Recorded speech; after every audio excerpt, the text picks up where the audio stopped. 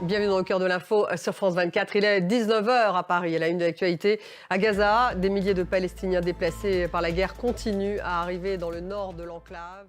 Dans 10 minutes, le débat est consacré à la guerre technologique que se livrent les États-Unis et la Chine, notamment dans l'intelligence artificielle. Pourquoi DeepSeek fait-il trembler les Américains?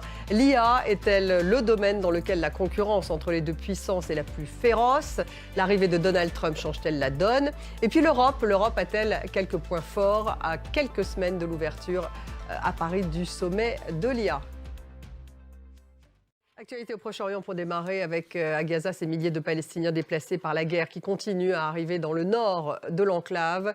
Ils sont partagés, je vous le disais, entre soulagement bien sûr, mais aussi stupeur devant l'ampleur des destructions. On prend en image avec Yohan Delera. Actualité africaine, l'Union africaine qui exhorte les combattants du M23 à déposer les armes dans l'est de la RDC. Le groupe armé ainsi que les troupes rwandaises livrent de violents combats à l'armée congolaise à Goma.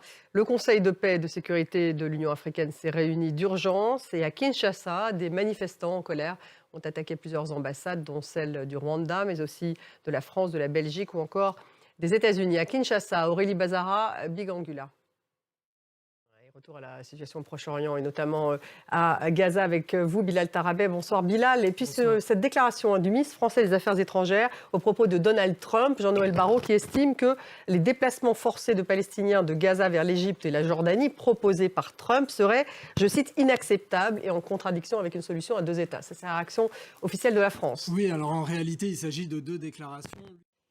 Retour en Europe avec une démission, celle du Premier ministre serbe. Il a annoncé sa démission après 3 mois de manifestations contre la corruption et il appelle à l'apaisement des tensions, dit-il. Mais les étudiants préparent déjà de prochains rassemblements. La mobilisation est quasi quotidienne depuis la mort de 15 personnes dans la chute du toit de la gare de Novi Sad, la deuxième ville du pays. Anna Pereira.